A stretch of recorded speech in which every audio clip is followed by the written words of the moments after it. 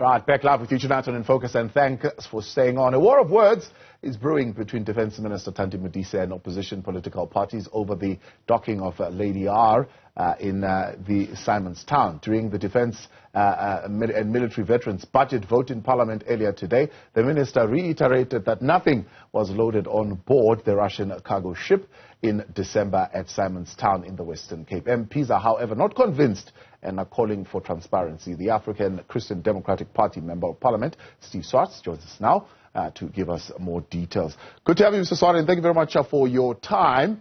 She used an even more colorful language to tell us exactly what was loaded and what was not loaded. We won't repeat it, but you gave an opportunity to come clean. Do you think she did?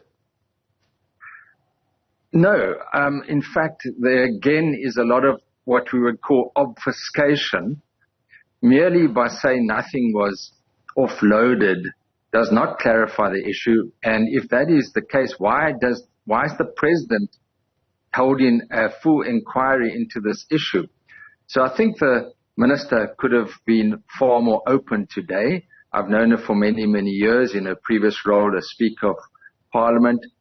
And I just am disappointed that she didn't share more, given the fact that this could have a very serious implication for ongoing trade relations. That's what I said in my speech, with the West, and particularly the impact that it might have on the AGOA agreement, which impacts the whole of the Southern African SADC region. And we know that we export large amounts, motor vehicles, whatever, to the USA, and that is under threat. Yeah. And so it is a big concern, the implications. This was a sanctioned cargo ship, a sanctioned Russian cargo ship. I understand the Navy seemed to indicate they weren't even aware of it. It was under very hush-hush conditions, midnight offloading or onloading or whatever. Yeah. She says nothing, to use colorful language, was offloaded. Well, then what was on the cargo manifest? What was then loaded onto the vehicle if nothing? She says nothing happened there. Yeah. Was there something loaded onto the ship? Yes. Or off the ship? Yeah. And then later other speakers indicated from the ANC this is confidential, military confidential. But the biggest issue is this is a sanctioned Russian cargo ship at a Navy base. What was it doing there? Being a legal mind yourself, I mean, what complication does this bring? The cargo manifest remains a classified document as far as I can tell at this particular point, which means this is information that the South African government believes could be a security risk, and only people with particular clearance could be able to gain this information, and the rest of us will only be given on a need-to-know basis. Yes, but the point is that clearly the minister knows, and if the minister knows, then the president knows, and he has now indicated that there's going to be an inquiry. Again, it seems to be delaying the matters, obfuscating the matters, when now she indicated that there was nothing untoward. That may be so, but I think that given the clouds around this, if there was nothing untoward about it, then why was a cargo ship at a naval base? We've seen these issues before. We've had the Guptas landing at the Waterkloof Air Force Base. Why, if this was just a normal cargo ship, why wasn't it at a normal harbor, Cape Town harbor? Yeah. So there is something maybe confidential. I'm hoping at the end of the day that it is purely innocent. I really do hope so.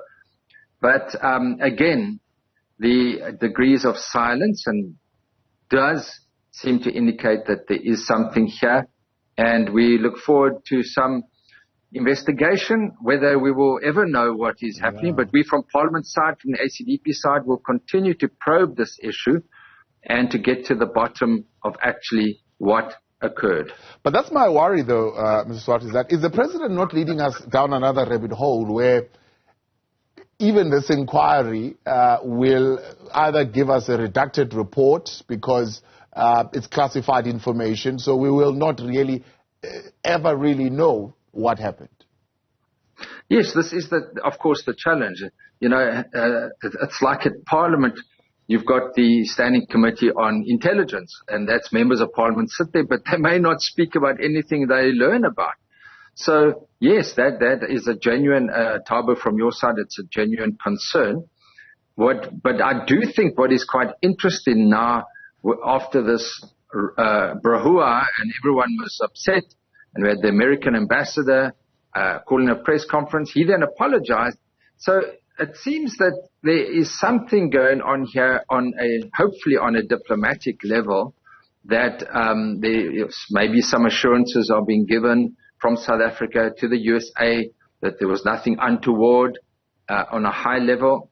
And in order to save our trade relations and to save the AGOA agreement, because there are a lot of American parliamentarians, senators that are now questioning the fact that if we are siding or seen to be siding with Russia, then they would indicate, look, South Africa's you're quite entitled to choose your friends, but America then can choose its friends as well.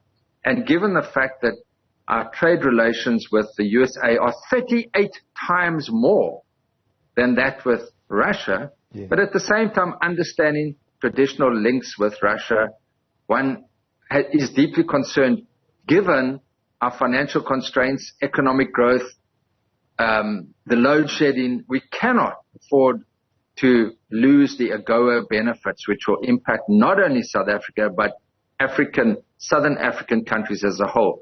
And so this is very important. It's an issue that needs to be addressed.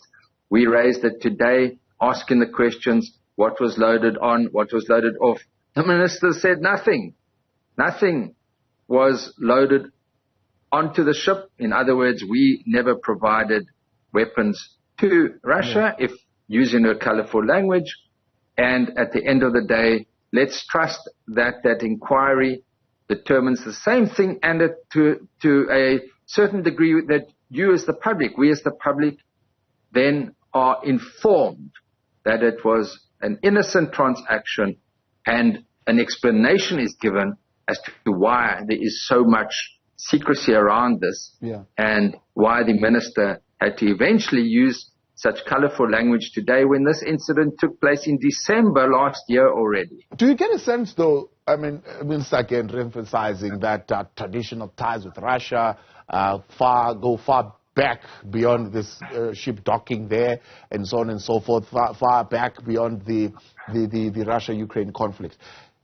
There's an emphasis on the South Africa-Russia relationship more than there is an emphasis on the Russia-Ukraine relationship. Others are saying these relationships, maybe not similar, but certainly also do exist. Do you get a sense that South Africa, at least from the minister, places more value in the relationship with Russia than it does with the Ukraine? Absolutely. And that's quite sad. And whilst I suppose one can understand it to a certain degree, what is important to remember is Ukraine during apartheid was part of Russia, but there were many Ukrainians and in fact many apartheid people, anti-apartheid people were trained in the Ukraine, and there was a close link. They have said that they stood against apartheid at that time, the Ukrainians. And so it is sad that those relations with Ukraine are also not remembered with a similar degree. So it's a strange geopolitical scenario that is occurring, and it is regrettable because at the end of the day it does impact international trade, and that, I think, is the key aspect, that we cannot afford to lose our most important trade partners, that being the European Union and, of course, the USA, Britain. And yes, we're not beholden to them, and they are not perfect. They make mistakes as well. But I think that is the issue when our trade with Russia is so small. And it is interesting, even China's trade with the USA is significant. And the USA is a significant international trade country, and yes, we don't always agree with everything they say or do, But I think that at the end of the day, one's got to be very sensitive at this stage of international relations and the war going on between Russia and Ukraine. And I find it absolutely astonishing that the government would not use the terms of a Russian invasion of Ukraine. And they would say a NATO-inflicted conflict, or these semantic terms trying to deflect attention from the fact that it was a Russian invasion of Ukraine, and many tens of thousands of innocent civilians in the Ukraine are dying. Yeah. Besides the tens of thousands of Russian soldiers that are dying. So it's regrettable, because this whole battle, or whatever, the war, is impacting world politics, impacting supply chains, oil prices, and impacting Africa the most. Yeah. And I think we need to be very careful. If we're going to say we are non-aligned, that has been the stance, then we've got to pursue that and not have this almost this, we say we're non-aligned, but our actions speak much louder than our words, and we seem to be coming out continually with a pro-Russian stance.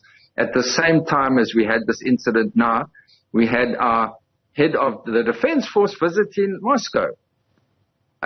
We had the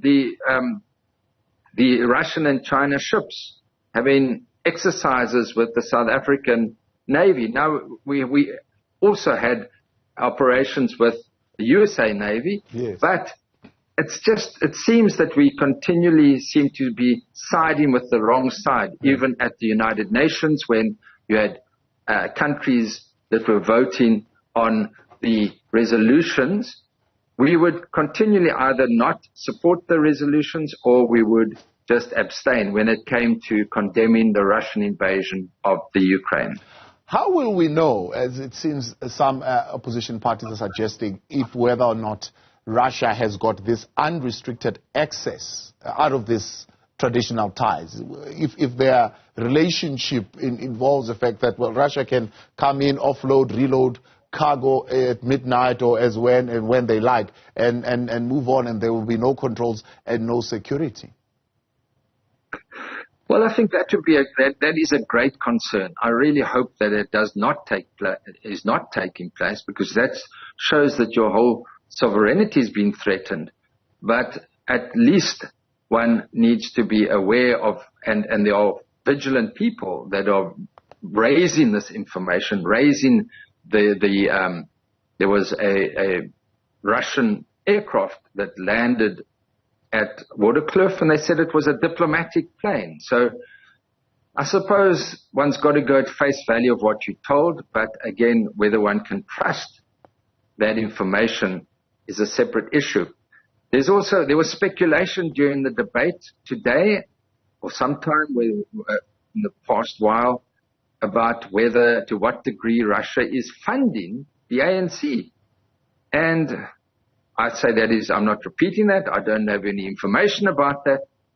But there's always that possibility. We know one of the Russian oligarchs admitted to donating, was it 10 or 20, 30 million rand to the ANC.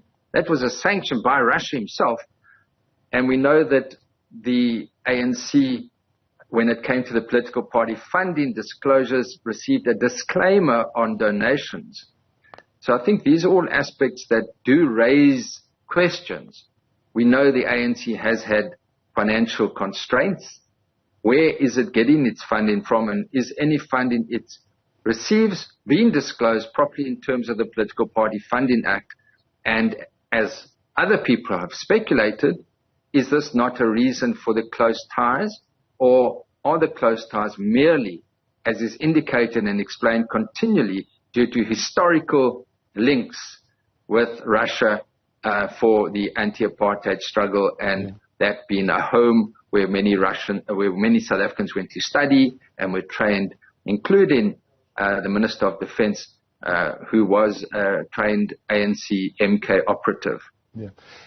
If it is that the Minister of Defense and Military Veterans lied to Parliament today, how is South Africa going to know? Is there a way of South Africa to know? Well, I think she would be very cautious in her words to Parliament. So I think she may well be speaking the truth, because she would wait at the end of an investigation, should it come out that what she said was not true. Obviously, it has a very severe impact on her, and she would be referred to the Ethics Committee of Parliament. But she's an experienced speaker, leader of Parliament, so I think that she'd be she in fact chose to use that very colorful language today, but emphasized that she's a very experienced member of having been a presiding officer. So one really trusts that she was speaking the truth today, but one will only know at the end of the inquiry. And again, Thabo, you raised the correct question. If the information is confidential, will we ever get to know? Well, we from the ACDP side will continue to probe and ask the necessary questions.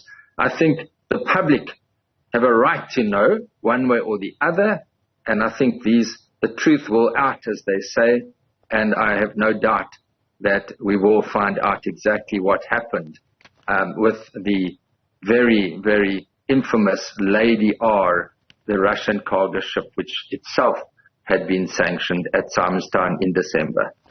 Mr. Swart, as always, much appreciated. Thanks so much for coming on tonight, and we appreciate your intervention. That is the African Christian Democratic Party Member of Parliament, Steve Swart.